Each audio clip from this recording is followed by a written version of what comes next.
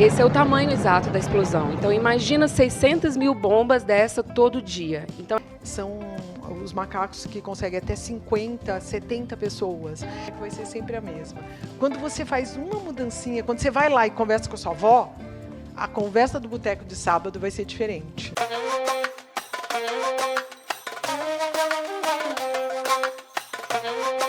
Nós precisamos perseguir a ética. Nós precisamos perseguir a ética para que os nossos filhos, no meu caso, meus filhos e meus netos, né, tenham um mundo melhor. Nós precisamos perseguir a ética para que os nossos negócios floresçam. E nós precisamos perseguir a ética para que seja muito, muito mais legal viver no Brasil. Muito obrigada. É isso aí, Béa. Que incrível, que tema incrível. E foi tão bom que tiveram algumas perguntas aqui no nosso chat. Opa. E você que está assistindo a gente, por favor, faça suas perguntas, que talvez ainda dê tempo da Béa responder aqui presencialmente. Béa, eu confesso que assim, os temas que você abordou são incríveis, e principalmente esse final, os valores, né? Não adianta tecnologia sem valores humanos. Então, parabéns. Obrigada. E a primeira pergunta é... Faz pergunta facinho. Vamos lá. São os internautas, então... Você pode comentar um pouco mais sobre tecnologia e discriminação, como, por exemplo, o reconhecimento de pessoas não brancas por IAs, inteligência artificial, enfim, etc. Esse é o grande dilema, né, atual. Eu venho falando sobre isso já faz uns 5 anos, né? Porque a inteligência artificial realmente ela alcançou níveis maravilhosos, né? Por exemplo, quando, sei lá, o corretor, né? O corretor que nos corrige aí quando a gente faz as nossas mensagens, né? Reconhecimento de voz, né? Mas né, na situação de reconhecimento facial, ela ainda é muito falha, principalmente não por causa dela, tá? Por causa da gente mesmo, né? Porque todo esse tempo, né, em que as inteligências artificiais estão sendo treinadas para reconhecimento, elas estão sendo treinadas por homens brancos, né? Tem aquele caso que já é antigo, né, o cara que vai passar num scanner e aí fala, não, eu não reconheço essa face porque ele está de olhos fechados, né? Então, na realidade, era um oriental, né? O cara não estava de olho fechado. Simplesmente não foi oferecido à inteligência artificial esses outros biotipos, né? Então, quando você mostra, por exemplo, para a inteligência artificial que 70% das pessoas que estão presas são negras, né? Ela vai aprendendo coisas, então assim, então, será, o negro é bandido, né? Então você começa a ter outro tipo de atuação a partir da inteligência artificial. Não porque, na realidade, ela seja torta, mas como a gente fez, né, o machine learning ali, como a gente a ensinou, né? Então, é um assunto, por isso que eu falo que a gente tem que atualizar o nosso mindset sobre tecnologia, porque esse assunto diz respeito a todos nós, diz respeito aos nossos filhos, diz respeito a nós mesmos, né? Como que nós vamos ser reconhecidos, né, por uma máquina. E a outra coisa é que essa inteligência, cada dia, ela melhora o seu jeito de aprender, né? Porque ela mesma começa a ensinar para ela mesma, né? Então, vai ter um momento em que você simplesmente não vai... ela não vai conseguir te explicar por que ela agiu daquele jeito. Porque ela fez tantos cálculos para chegar lá que você, um simples ser mortal, não vai entender como ela chegou lá, né? Então, temos que nos atualizar, temos que entender o que é sensor, o que é rastrear, que todas essas coisas têm funções maravilhosas e também têm funções que podem ser maléficas a nós. Então, você tem que estar empoderado para poder agir, para poder ter opiniões, para poder votar, para poder ser realmente um cidadão. Voltamos ao final da palestra, que são os valores, né? Sim. Tem até uma citação que o Steve Jobs falou, que assim, você não tem medo de ser substituído pelas máquinas, né? Ele falou assim, não, sempre vai ter alguém pensando para que elas existam, né?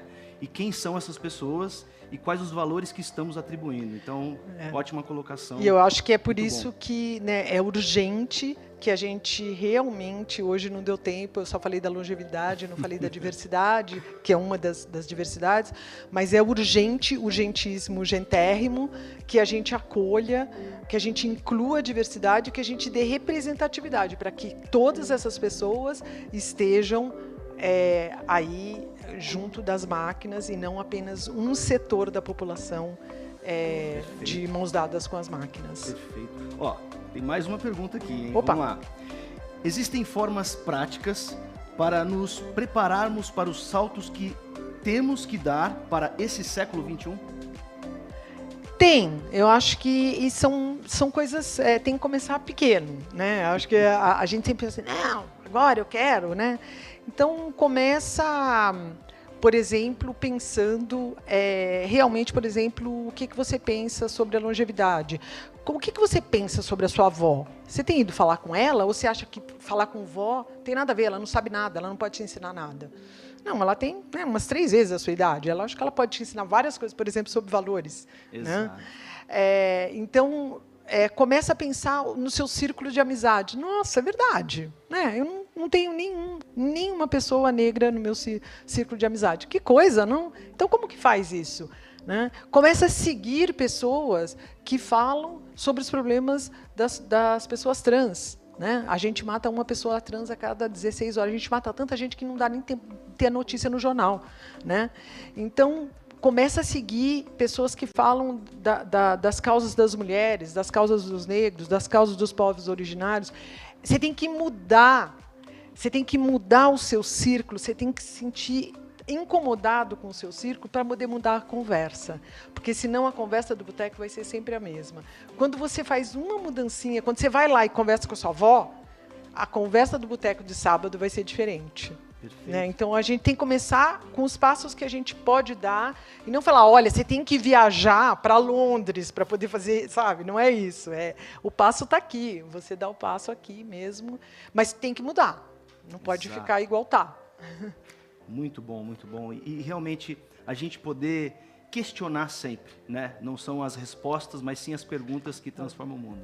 Muito perguntas, cada vez certas, né? Cada vez mais a gente tem que, entre aspas, perder tempo em formular perguntas. Na realidade, as perguntas elas têm que ser coisas, elas têm que ser flechas que instiguem, que excitem a mente das pessoas a ir atrás das respostas. É isso aí. Bom, fica uma deixa, né? Para quem ainda quiser perguntar, tem a chance. E vamos para a última pergunta. Opa! Com tantos desafios, sobretudo de sustentabilidade e paz, como podemos ver a vida melhor no futuro? Eu acho que é pensando em redes, né? Como que a gente troca conhecimento, como a gente dá conhecimento, como a gente recebe conhecimento em redes, como que a gente, para isso, a gente vai ter que aprender, né, um pouco da língua mundial, o inglês, para a gente poder participar de outras conversas, né, de outras redes. Mas, quando eu falo em rede, né, não estou falando ali do Facebook. Tem o Facebook também, tá? Não tô, mas o que eu quero dizer é que a gente tem que começar a pensar, por exemplo, que eu e você batemos um papo ali. Essa empatia, né? A gente bateu um papo que a gente pode fazer um grupo, né, de estudos, por exemplo. Sim. Eu já vi que você gosta de coisas que eu gosto, né?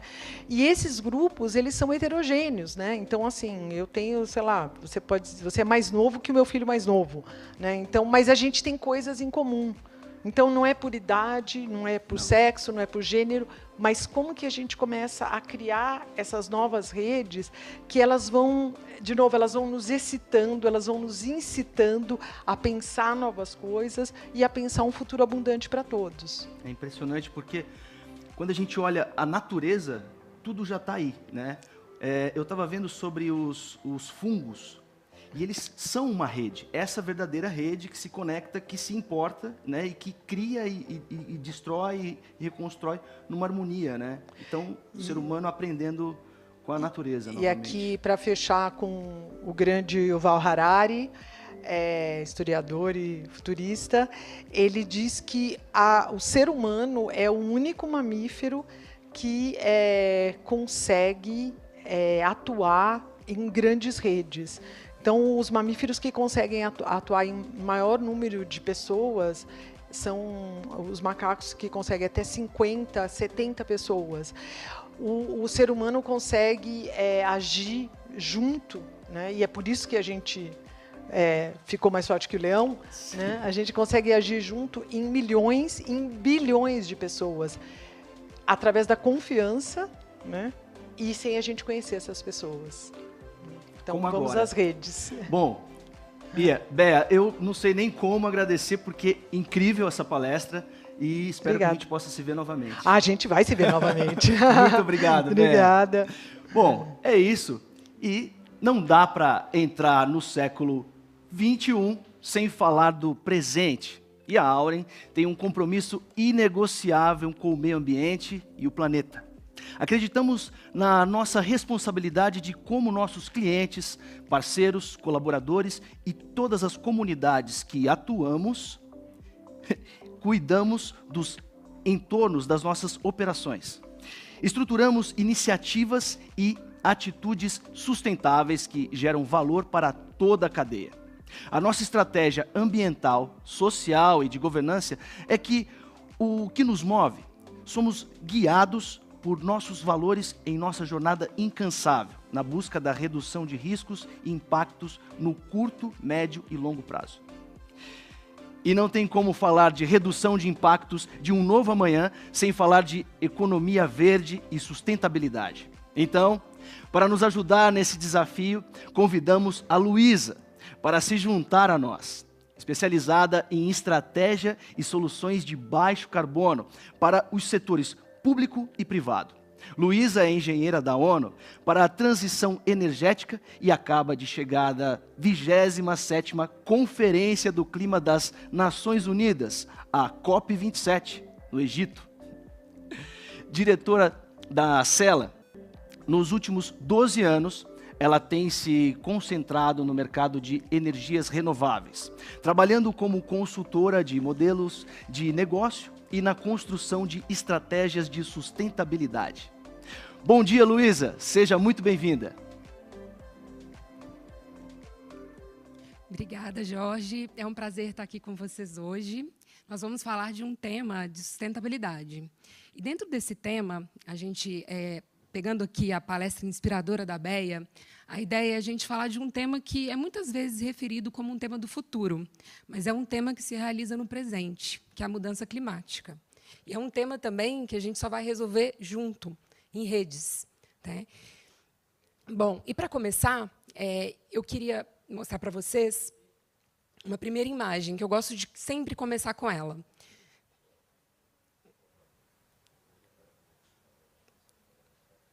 Bom, peraí que eu acho que... Bom, eu gosto sempre de começar com essa imagem. Ela foi tirada em 1968, né, pelas primeiras viagens espaciais. E é conhecida como o nascer da Terra. E essa imagem, quando os astronautas viram, eles ficaram maravilhados, né, com a imagem, e foi realmente uma transformação quando ela foi divulgada no planeta, para todos. E logo depois aconteceu o início do movimento ambientalista moderno. Bom, e para a gente falar disso, vamos começar pelo uma coisa que vocês já estão acostumados, vocês já conhecem, que é o efeito estufa, mas não vale a pena a gente retomar. A radiação solar, ela chega na Terra e passa pela atmosfera.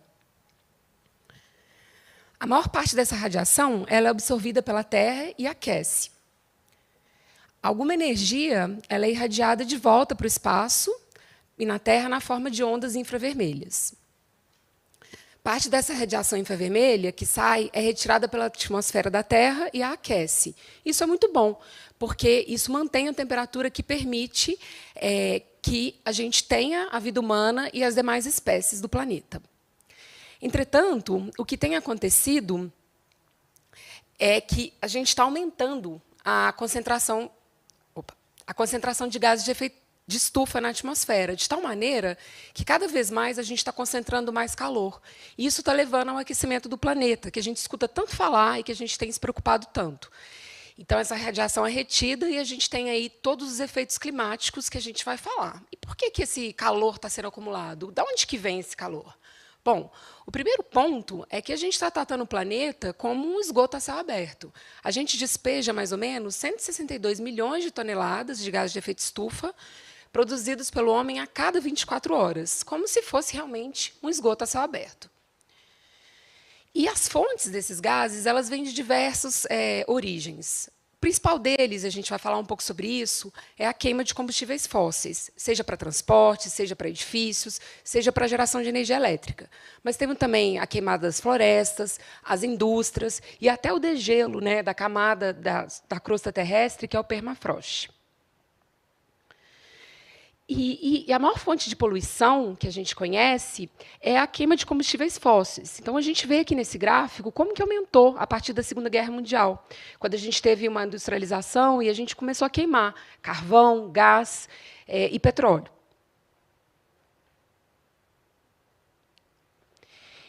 E a gente tem um número realmente assustador, né? Para a gente ter uma noção, essa poluição que a gente está soltando na atmosfera, ela se acumula e permanece por um longo período, né? E a gente pode comparar, mais ou menos, é como se a gente estivesse explodindo 600 bombas atômicas de primeira geração, que é mais ou menos a bomba de Hiroshima, 365 dias por ano.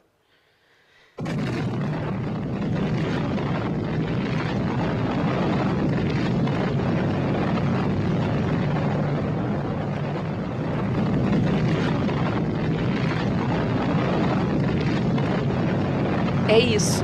Esse é o tamanho exato da explosão. Então, imagina 600 mil bombas dessa todo dia. Então, essa é a quantidade de calor que a gente está armazenando na atmosfera com a poluição advinda do aquecimento global. É realmente assustador. É muito importante vocês se inscreverem no canal, porque ele representa a nossa voz, tá entendendo? Nós não temos uma didática tão fundamental e tão objetiva como tem aí o canal. E o canal ele é um órgão de divulgação que procura não adivinhar, mas transmitir aquilo que realmente é importante que os senhores saibam para se conduzirem de uma forma positiva no mercado de valor.